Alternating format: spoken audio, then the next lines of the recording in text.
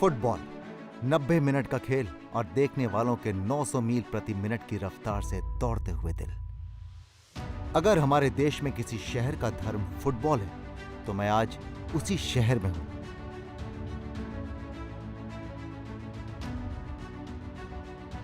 और वहां पर हूं जहां मेरे जोश और जज्बे पर अंकुश लगाना मेरे लिए संभव नहीं। वैसे तो हर इंसान में खेलों की पसंद अलग अलग होती है, पर हमारे देश में क्रिकेट के दीवानों की तरह फुटबॉल के दीवानों की भी कोई कमी नहीं है। और कोलकाता वो शहर है जहां की नसों में खून की तरह दौड़ता है फुटबॉल। आप जानते हैं, अगर हमारा राष्ट्रगान अगर कोलकाता से आया तो हमारा राष्ट्रगीत भी कोलकाता से आया। भारत का पहला नोबेल प्राइज कोलकाता से आया। और क्या आप जानते हैं कि वो पहली टीम जिसने किसी यूरोपियन टीम को फुटबॉल में हराया, वो फुटबॉल की टीम भी कोलकाता से आई। तो इसीलिए मैंने सोचा कि इस एपिसोड की शुरुआत मैं कोलकाता में किसी फुटबॉल फील्ड से करूंगा, क्योंकि एक वक्त था जब फुटबॉल कोलकाता का धर्म था। घरों में खाना नहीं बनता था अगर गोल पोस्ट में गोल नहीं होता था।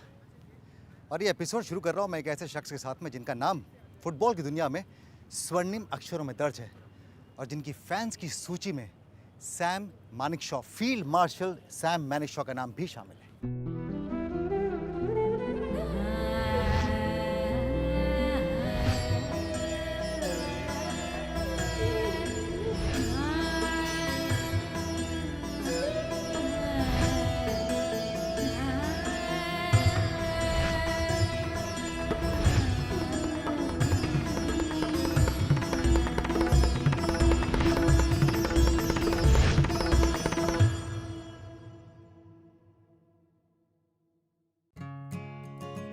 कोलकाता के मोहन बागान स्टेडियम में जीऊंगा फुटबॉल का जज्बा और मिलूंगा फुटबॉल के लेजेंड श्याम थापा से। जानूंगा कैसे एक टैक्सी ड्राइवर ने ढूंढा दिल जीतने वाला तरीका पर्यावरण को बचाने का। आजादी के महानायक नेताजी सुभाष चंद्र बोस के घर में उनके जीवन से हूंगा रूबरू। देखूंगा कैसे लेती है आकार मां शक्ति की प्रतिमाएं कोलकाता की कुम्हार टोली में। मशहूर बंगाली मिठाई लैंगचे का लूंगा मजेदार स्वाद। जानेंगे कैसे नमामि गंगे टॉली नाले को वापस ला रहा है उसके पुराने स्वरूप में। जाऊंगा एशिया के पहले एंग्लिकन कैथीड्रल में। हुगली पर ढलते हुए सूरज के खूबसूरत नजारे को देखूंगा कोलकाता के प्रिंसेप घाट से।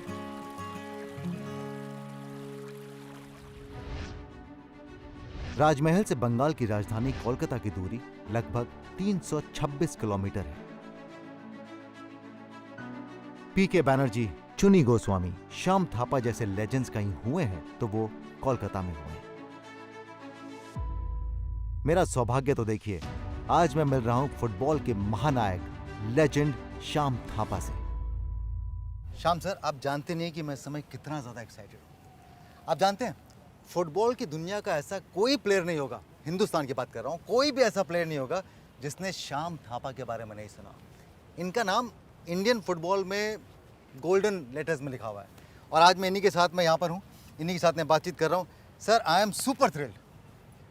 थैंक यू सर, वो क्या दिन थे जब ये स्टेडियम्स खचाखच भरे होते थे। ईस्ट बंगाल और मोहन बगान के जो मैचेस हुआ करते हैं जिसके बारे में हम पढ़ते हैं, बहुत बड़ा याद आता है वो सब दिन, क्योंकि मैं तो दोनों क्लब के लिए खेला हूँ जी। मोहन बगान के लिए 7 इयर्स खेला, ईस्ट बंगाल के लिए 6 ईयर खेला। अभी तो काफ़ी आदमी जो है टीवी में देख लेते हैं। हम लोग के टाइम में तो हम लोग को मिलना बाहर बहुत मुश्किल था। ईडन गार्डन में 90,000 क्राउड आता था मैच देखने के लिए। और इसी मैदान के बाहर ये जो सब पीछे गैलरी था यहाँ पर जी, तो यहाँ पर तो आपका 10-15 हज़ार तो ही खड़े रहते बाहर, उनको टिकट नहीं मिलता था। तो यहाँ गोल करने के बाद जो एक आवाज गूंजता था, सर ये सुनकर मेरे रोंगटे खड़े हो रहे हैं। तो आप तो सोचते होगे तो क्या होता होगा। तो वो दिन बड़ा याद आता है। बंगाल में जो है ना, ईस्ट बंगाल मोहन बगान, एक घर घर में आपका फुटबॉल है। इसका पीछे कहानी भी सुनी है मैंने कि जब ईस्ट बंगाल जीतता था या वेस्ट मोहन बगान जीतता था तो यहाँ के लोकल लोगों के घर में एक विशेष किस्म की सेलिब्रेशन होती थी। वाइफ हस्बैंड यहाँ पर क्या है, एक ईस्ट बंगाली से, एक मोहन बगानी से। लेकिन जब खेल होता था तो मैंने सुना, देखिए मैंने अपने आंखों से भी देखा, इतना झगड़ा होता था वाइफ हस्बैंड का। अगर मोहन बगान हार गई है तो बोला हम खाना नहीं बनाएंगे आज। देखिए ऐसा स्टोरी, ये मैंने एक्चुअल में बंगालियों से सुना है। मैं ईस्ट बंगाल में था, मैं ईस्ट बंगाल नहीं छोड़ता। हाँ। लेकिन मोहन बागान मेरे को बार बार ट्राई कर रहा था। वहाँ पर मेरा नाम दे के मैं मोहन बागान शिफ्ट हुआ था 77 में। हाँ। So they paid me the highest money that year. Yeah. So I changed for not for money but I came only one interest कि उन्होंने मेरे को बोला कि पेले आ रहा है और मेरा आपने गोल ठोका था अगेंस्ट पेले और पेले से खेलने को चांस मिलेगा। मैं ईस्ट बंगाल से मोहन बागान आ गया। सर आप बॉम्बे में भी आए थे? हाँ, मैं बम्बई में भी खेला। उस टाइम में ईस्ट बंगाल का 6 रिकॉर्ड ईयर करने का था। तो उन्होंने कहा कि तुमको आना ही है ईस्ट बंगाल। तो मैं किसी तरह भाग के आ गया यहाँ पर ईस्ट बंगाल में। That year was my best year in football because इतना हार्ड वर्क किया मैंने क्योंकि 6 ईयर रिकॉर्ड करना है। तो you won't believe that goal was my life का सबसे बेस्ट गोल है। ईडन गार्डन में मैंने 4 डिफेंडर को बीट किया और गोल किया था और 1 गोल से जीता था। काश वो हमने गोल देखा होता। ये बोल रहे ना back volley. By the way आपको बता दूं ये माहिर थे उस गोल के लिए जो गोल पोस्ट पीछे होता है और आप ऐसे करके उल्टा गोल मारते हैं। यस, हमारे टाइम में करेक्ट। किनके साथ खेले हम? वर्ल्ड पेले के साथ मैं खेला हूँ, मैराडोना के साथ मैं खेला हूँ। मतलब एग्जीबिशन मैच इंडिया। सर आपकी लाइफ में इतना हुआ है ना कि मैं पूरे घंटों बात कर सकता हूँ उनके साथ में। पर फिर भी मैं कुछ बातें पूछना चाहता हूँ। सैम मैनिकशॉ फील्ड मार्शल उन्होंने आपकी लाइफ में एक इंपॉर्टेंट रोल प्ले किया। हाँ, वो मुझे बहुत प्यार करते थे और वो मुझे आर्मी ऑफिसर बनाना चाहते थे क्योंकि मैं गोरखा ब्रिगेड भी खेला हूँ। मैंने 4 प्रेसिडेंट ऑफ इंडिया से प्राइज़ लिया है डूरन कप में। 2 चीफ ऑफ द आर्मी साहब से मैंने प्राइज़ लिया है। फुटबॉल से अपना मैंने सबको खुश किया है। मैं खुशी हूँ। That's all. सर मैं अपनी लाइफ टाइम में कभी श्याम थापा के साथ खेल नहीं पाया तो लेकिन एक बहुत बड़ी मेरी उपलब्धि मानूंगा मैं कि अगर मैं श्याम थापा के साथ में आज फुटबॉल के 2 शॉट्स मारूं।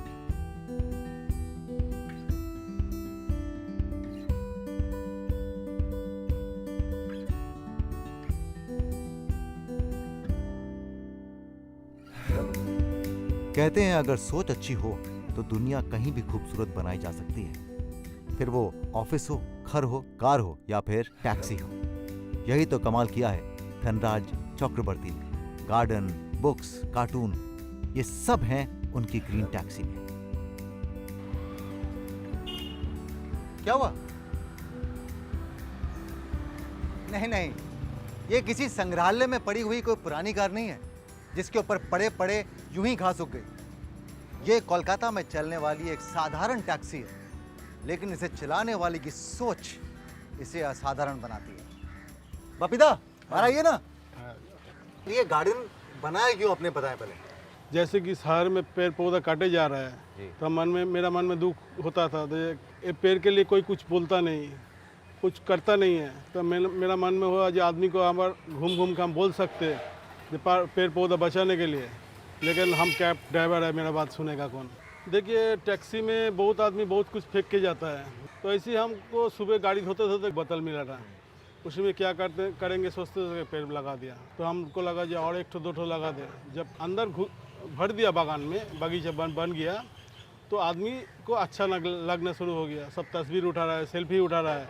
तब हमको ऐसे लगा जो मेरा जो धंधा है तो वो धंधा को हम मैसेज में भी बदल सकते हैं।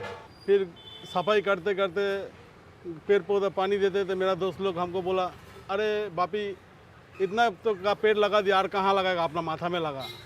तो जब बोला अपना माथा में लगा तब हमको सोचा अरे गाड़ी का छाप तो खाली पड़ा हुआ है, इसका ऊपर कुछ क्यों ना कुछ कर ले। तो ये बनाने में हमको मोटा मोटी 6 महीना लगा जी। तो हम एक तो पुराना गाड़ी का छात खरीद के ले आया, उसी को ट्रे बनाया। तो ऐसे धीरे धीरे मेरा गाड़ी पूरा गार्डन बन गया। गाड़ी को देखकर दिल गार्डन हो जाता है। अच्छा ये गार्डन है आपका ऊपर, इस गार्डन को पानी देना पड़ता है? डेली पानी देना पड़ता है। ये डेली पानी देना पड़ता है, नकली घास नहीं है आपको लग रहा हो। गाड़ी में एसी है? एसी नहीं है, जरूरत ही नहीं है। इतना बड़ा आपका बाग गाड़ी के छत के ऊपर है, तो ये वैसे इसको बहुत शीतल रखता होगा। हाँ, इसे टेम्परेचर बहुत कम रहता है। टेम्परेचर बहुत कम रहता है। तो ये अपनी गाड़ी के अंदर किताबें भी रखते हैं, ये सोच कहाँ से आई? हम देखते हैं पैसेंजर उठा बैठा, उसमें मोबाइल शुरू कर दिया, फिर उतर के चल जाता है। कॉमिक्स पढ़ के हम लोग बड़ा हुआ है, उसी की में बहुत कुछ सोच है। तो वो धीरे धीरे बचपना हरा जा रहा है आपकी। बहुत सही तो और बचपन उठाने के लिए हम सोचा जो कुछ देर तक आदमी ब्रेन में थोड़ा शांति चाहिए तो कॉमिक्स पढ़ो, थोड़ा मजा लो, थोड़ा हंसी लो और बचपन आ जाएगा उसी में। एक बार वापस अपना बचपन जी लो। इतनी कमाल, मैं आपको शत प्रणाम करता हूँ, इतनी अच्छी सोच है। आपको कोई बहुत बड़ा साहित्य का फनकार होने की जरूरत नहीं है आपको, अगर बुद्धिजीवी होना है आपको तो इस गाड़ी के ऊपर आप देखेंगे तो इतने सारे कार्टून, लेकिन अगर आप ध्यान से देखेंगे तो ये भी कोई ना कोई संदेश देते हैं। ये कौन बनाता है इसके ऊपर? ये कलकत्ता का फेमस सब कार्टूनिस्ट लोग बनाता है। लोगों ने नाम दिया होगा ना आपकी गाड़ी को? हाँ जी। क्या क्या नाम से बुलाते हैं? एक्चुअली मेरा गाड़ी का नाम है कार्टून। कार्टून। हाँ। एक गाड़ी का नाम सबुज रथ है। सबुज रथ मतलब? सबुज रथ, ग्रीन चैरियट। ग्रीन चैरियट, देखिए। कोई बोलता है बगीचा वाला गाड़ी। और मैं बोलूंगा आज से ये है एक बुद्धिजीवी का गाड़ी। बपीता, कलकत्ता में मेरा सफर इससे बेहतर शुरू नहीं हो सकता। घूमे कलकत्ता? ठीक है, चलिए। चल।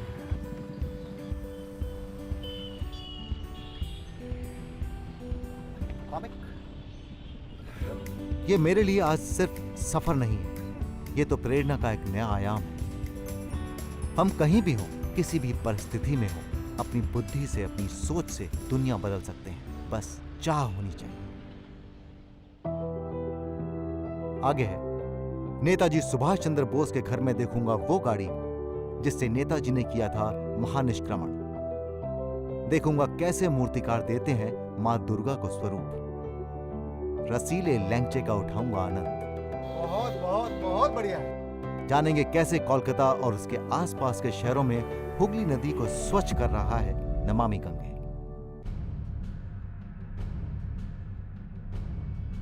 जन्म तो सबका सामान्य होता है, मगर उसके कर्मों का चुनाव उस जीवन को असामान्य बना देता है। आईसीएस को छोड़कर, यानी इंडियन सिविल सर्विस को छोड़कर देश सेवा का फैसला हो, देश से बाहर जाकर आजाद हिंद फौज बनाना हो, या करोड़ों भारतीय नौजवानों के मन में आजादी की लौ जगानी हो, ये सब किया नेताजी सुभाष चंद्र बोस ने। तुम मुझे खून दो, मैं तुम्हें आजादी दूंगा। आजादी की लड़ाई के दौरान भारत को ये नारा देने वाले, और भारत को ही जय हिंद का राष्ट्रीय नारा देने वाले और कोई नहीं, सुभाष चंद्र बोस थे।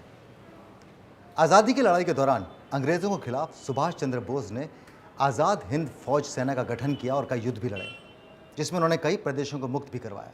सुभाष चंद्र बोस की मृत्यु अगर आज तक एक रहस्य बनी हुई है, तो मैं ये दावे के साथ में कह सकता हूँ कि उनका जीवन स्वतंत्रता संग्राम की हर किताब के शुरुआती पन्नों पर होगा। और आज मैं उन्हीं के पैतृक घर में खड़ा हूँ, जहाँ स्वतंत्रता संग्राम के दौरान उन्होंने कई वर्ष बिताए, और यहीं से उनका महानिष्क्रमण यानी द ग्रेट एस्केप भी हुआ था।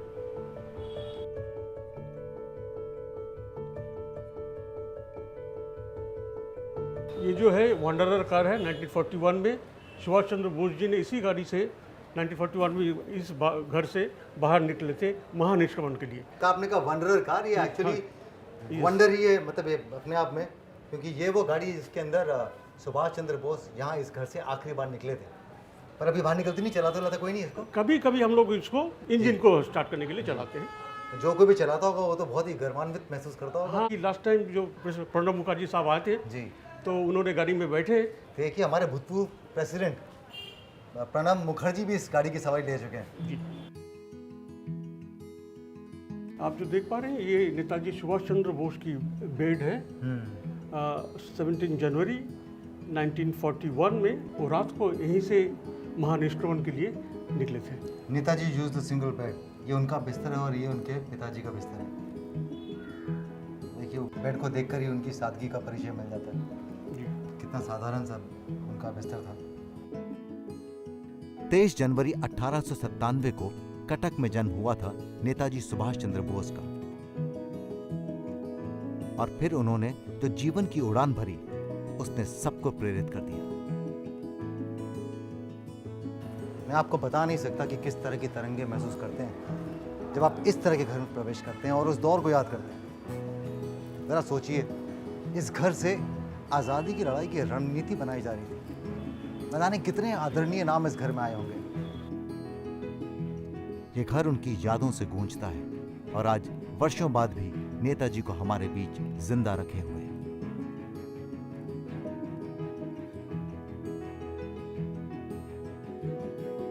कोलकाता की कुम्हार टोली, ये वो बस्ती है जहां से शक्ति की प्रतिमाएं बनकर हमारे घरों, मंदिरों, पंडालों की शोभा बढ़ाती है।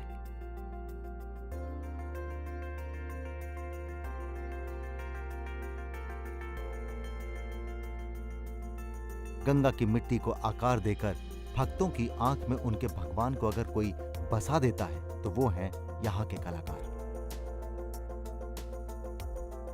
अब जानते हैं, कोलकाता का ये उत्तरी भाग वो भाग है जहां से कलकत्ता की शुरुआत हुई थी।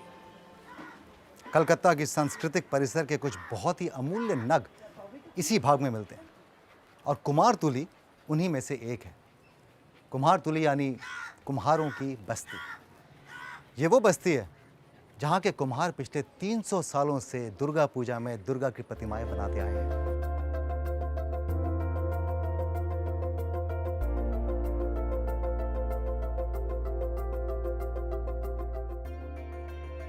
बहुत ही खूबसूरत प्रतिमाएं बनाते हैं। ये हुनर कहाँ से सीखा आपने?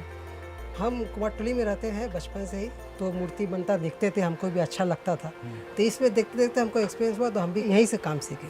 किसी स्कूल में, किसी कॉलेज में नहीं गए? नहीं, किसी स्कूल कॉलेज में नहीं गए। तो जितने भी यहाँ पे कलाकार होंगे उन सब ने अपने बुजुर्गों से सीखा है? ज़्यादातर बुजुर्गों से सीखा है, कुछ कुछ कॉलेज में या इसमें वो भी है, वो भी बनता है, वो भी सीखता। तो पीढ़ी दर पीढ़ी ये कला एक दूसरे को सौंपी जा रही है और वो आगे बढ़ती जा रही है। अच्छा, यहाँ मैं देख रहा हूँ दुर्गा के साथ साथ में बहुत और भी प्रतिमाएं, खासकर गणपति की। हाँ, तो गणपति जी पूजा तो होता ही था, लेकिन बंगाल में बहुत कम चर्चा था इनका। लेकिन लास्ट 10 ईयर से बहुत ज़्यादा हम लोग का बंगाल में भी बढ़ गया है। चारों तरफ आप देखिएगा गणेश मूर्ति का ये है, प्रचार भी अच्छा है। घर घर में गणेश मूर्तियाँ भी बन रही है और ज़्यादातर जा भी रही है मूर्ति। अगर आपके हाथ में हुनर है तो आप इस तरह की प्रतिमा बनाते हैं, और आपकी जो बनाई हुई प्रतिमा है मैं देखता हूँ वो ऐसा लगता है कि बोल रही हैं। जरूर, मतलब बात करती हैं। नेचुरल जैसे लगते हैं आपके। हाँ, इसलिए यहाँ की सब मूर्ति बाहर बाहर भी जाती है। अच्छा, एक खास चीज जो यहाँ की है, मृत्शिल्पी का मतलब है मिट्टी से बनाने वाली शिल्प कला। और ये मिट्टी जो है कहाँ से आती है? ये मूर्ति बनाने में पहला स्टेप उलबेरिया की मिट्टी आती है, काली मिट्टी, वो पहला स्टेप मूर्ति में लगती है। सेकेंड स्टेप में गंगा की मिट्टी व्यवहार होती है। आप देखा आपने, गंगा से मिट्टी आती है, गंगा की मिट्टी से बनता है और गंगा में ही चली जाती है, क्योंकि जब विसर्जन होता है तो वो गंगा में डाल दी जाती है। तो गंगा को कोई नुकसान नहीं होता होगा? नहीं, गंगा को नुकसान हो रहा है अभी। जैसे रंग जो इसमें चल रहा है, शीशा मुक्त रंग है, ये सरकार से लोग स्टेप ले रहे हैं अभी। तो वो सब गंगा में विसर्जन करने के बाद ही सरकार अपना काम कर देती है, उठा लेती है जल्दी से, जैसे गंगा को क्षति कम हो। जी, जितने भी त्यौहार होते हैं उनमें जो प्रतिमाएं जाती हैं उनमें से कितनी प्रतिशत यहाँ कुमारतुली से जाती हैं? जहाँ बंगाल के जो मेन पूजा होते हैं 99% जाते हैं बंगाल कुमारटुली से। 99% जो प्रतिमाएं त्योहारों में इस्तेमाल की जाती हैं वो यहाँ से बनकर जाती हैं। आप तो मूर्ति बनाते हैं, डेकोरेशन कौन करता है? डेकोरेशन भी यहाँ का आदमी है, हाथ पैर का पूरा जेवर है, ये जरी से बनता है। गणपति जी को सजाया जाता है इसे और बेहतर लगे। बहुत सुंदर। जिस तरह बंगाल और माँ दुर्गा का एक गहरा संबंध है, ठीक उसी तरह बंगाल और उसकी मिठाइयों का भी है। इसीलिए अगर आप बंगाल या कोलकाता में हैं तो उसकी मिठास में डूबना कोई गुनाह नहीं। तो ये मान लीजिए कि आपका मुंह मीठा कराने के लिए मैं पहुंच गया स्वादिष्ट बंगाली मिठाइयों के बीच। देखिए, आप जानते हैं कि खाने के लिए मैं कोई ऐसी वैसी जगह नहीं जाता, लेकिन कोलकाता ऐसा शहर है जहाँ पर अगर मैं किसी ऐसी वैसी जगह पे चले जाऊँ ना तो वहाँ पे भी मुझे कुछ खास ही खाने को मिलेगा। कुछ शहरों में अगर प्रॉब्लम ये होती कि कहाँ जाकर ढूंढूं, तो कोलकाता में प्रॉब्लम ये होती है कि कहाँ से शुरू करूं। और मैं शुरू कर रहा हूँ एक बहुत ही खास मिठाई से, जिसे कहते हैं लैंगचा। मैंने आज तक कभी लैंगचा नहीं खाया, मैं बता दूं आपको। गुलाब जामुन आपने खाए होंगे ना, तो गुलाब जामुन का एक लंबा वर्जन है जिसे कहते हैं लैंगचा। सर, ये लैंगचा जैसा गुलाब जामुन होता है बिल्कुल वैसा ही बनता है? नहीं, इसका टेस्ट अलग है। अच्छा, मुझे लगा सिर्फ शेप अलग है, टेस्ट भी अलग है। टेस्ट भी अलग है। टेस्ट अलग क्यों है? अंदर में माँ ज़्यादा है। हाँ। इसका भीतर में जो पनीर है, छाना बोलता है, हाँ। उसका भी क्वालिटी अच्छा है। अच्छा, इसलिए इसका टेस्ट अच्छा है। मैं जानता हूँ कि दुकान बहुत मशहूर है। हाँ। तो जाहिर सी बात है इसका इतिहास भी बहुत पुराना होगा। हाँ। कब से है दुकान? 112 साल का पुराना दुकान है। तो एक लैंगचा क्या 1912 से चल रहा है? हाँ, ऐसे ही चल रहा है। इतना पुराना है? हाँ, कोचुरी छोला का दाल, हाँ। कोचुरी चना का दाल, हाँ। और लैंगचा। ये दोनों तब से बनता आ रहा है। हाँ। तो अभी मैं किससे शुरू करूँ? पहले कोचुरी चना का दाल से शुरू कीजिए। हाँ। फिर लैंगचा। तो पहले कोई नमकीन खाया, फिर हाँ, उसके बाद लैंगचा? मिठाई। ऐसा ही होता है। ऐसा ही होता है, तो ऐसा ही हो जाए आज। आइए सर, अब पहले टेस्ट कीजिए। पहली बार आया यहाँ पर? या पहली बार आया हूँ और पहली बार मुझे लगा था चने काली वाली दाल नहीं है, ये कोलकाता का फेमस चना का दाल है। तो मैंने बहुत जगह पे चना का दाल, कचौड़ी वचौड़ी खाया है, हाँ। लेकिन ये पहली बार खा रहा है। पहली बार खा रहा हूँ। बहुत बढ़िया, हाँ, बहुत टेस्टी, बहुत डिफरेंट है। लेकिन मैं इंतजार कर रहा हूँ लैंचा खाने का। फेमस लैंचा, ये देखिए। पूरा खाना है आपको। पूरा कैसे खाना हाँ, है? पूरा खाना ही होगा। बिल्कुल, एक सेकंड।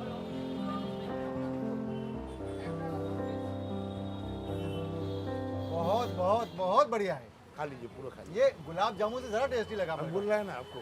बहुत बढ़िया। और इसमें अच्छी बात ये है कि वो जो रस होता है ना, हाँ। वो इसमें ऐसा लग नहीं रहा कि बहुत चाशनी इसके अंदर है। इस जगह पे हाँ, कितने लोग आते हैं दिन में? मालूम नहीं है ऐसे। कितने लोग आते हैं कि इन्हें मालूम ही नहीं कि कितने लोग आते कितना हैं। लोग आता है मालूम नहीं। पर लोग अब तो सिर्फ आपके नाम से ही लेने आते होंगे। हाँ, नाम बहुत है। मैं उम्मीद करता हूँ कि ये नाम आने वाले अगले 100 सालों में चलता रहे और मुझे लगेगा समय से खत्म हाँ, करने पूरा के लिए। खाइए, खाइए। पूरा खाऊंगा, पूरा खाऊंगा। हाँ, खाइए। जी।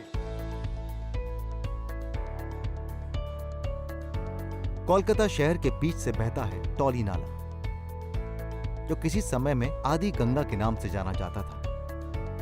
15वीं से 17वीं शताब्दी में यह हुगली नदी का मेन फ्लो हुआ करता था, पर बाद में ये धीरे धीरे सूखता गया। 1773 में विलियम टॉली ने इसको खुदवाकर गहरा करवाया और इसका आधुनिक नाम टॉली नाला उन्हीं के नाम से आया। शहरीकरण और बढ़ती जनसंख्या के कारण अब ये पूरी तरह एक गंदे नाले में परिवर्तित हो चुका है। वर्तमान में नमामि गंगे ने इसको भी साफ करने का बीड़ा उठाया, जिसमें एसटीपी और नेटवर्क का काम होगा और उसको फिर से अपने पुराने स्वरूप में लाया जाएगा। इसके अलावा कोलकाता के पास बजबज में नमामि गंगे के तहत सीवरेज नेटवर्क बिछ चुका है। यहां पर 9.3 MLD का एक एसटीपी भी बनाया गया है। इन्हीं प्रयासों की बदौलत हुगली नदी का प्रवाह गंगा सागर तक निर्मल और अविरल रहने वाला है। आगे है, जाऊंगा कोलकाता के सबसे बड़े गिरजाघर सेंट पॉल कैथीड्रल। हुगली पर बने प्रिंसेप घाट पर बिताऊंगा एक खूबसूरत शाम।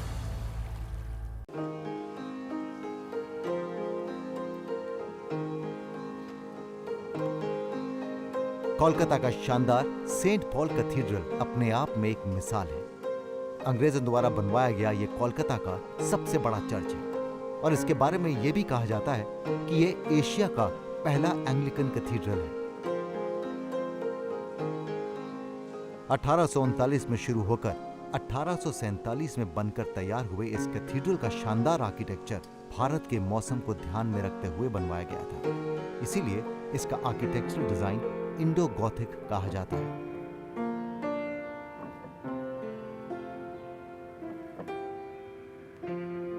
Yes.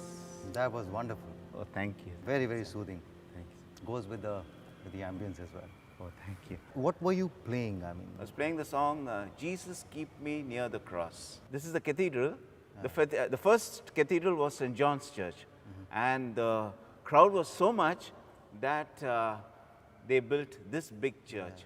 It's a cathedral because the bishop also comes and sits over here. fine. You have a good day, Thomas. Okay, thank you. God bless.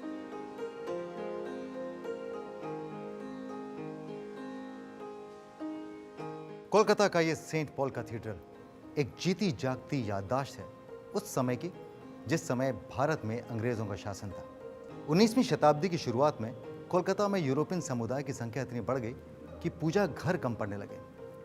तब यह तय किया गया कि एक ऐसा विशाल कैथीड्रल बनाया जाए जिसमें ज़्यादा से ज़्यादा लोग आकर अपने भगवान को याद कर सकें, और यहीं से जन्म हुआ इस सेंट पॉल कैथीड्रल का। 8 साल इसके निर्माण में लगे, लेकिन आज 175 सालों के बाद भी यह अपनी पूरी भव्यता के साथ में खड़ा है।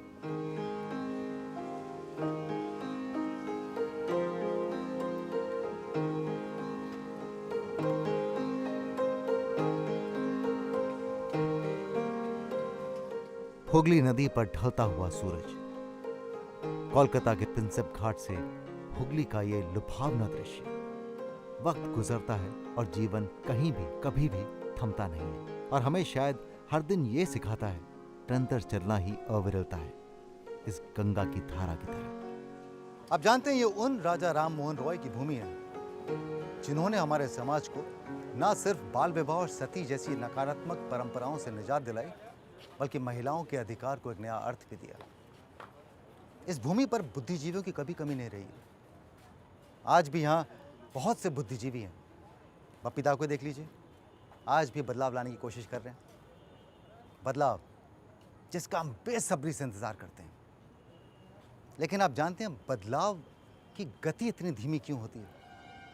वो इसलिए क्योंकि बदलाव लाने की सोच रखने वाले बुद्धिजीवियों को सिर्फ हमारा आभार और शुभकामनाएं मिलती हैं, हमारा समर्थन और हमारी ताकत नहीं। जब जब ये ताकत और समर्थन मिला है, आप भी जानते हैं और इतिहास भी गवाह है कि क्रांति आई है। तो मैं चलता हूं, अगले एपिसोड में दोबारा आपसे मिलूंगा, लेकिन जा रहा हूं इस उम्मीद के साथ कि हम अपनी उम्मीदों को पूरा करने की उम्मीद दूसरों से नहीं रखेंगे। जिस बदलाव की आस में हम बैठे हैं, उन्हें अपने कर्मों से अपनी आंखों के सामने हम खुद देखेंगे। गुड नाइट, शब खैर।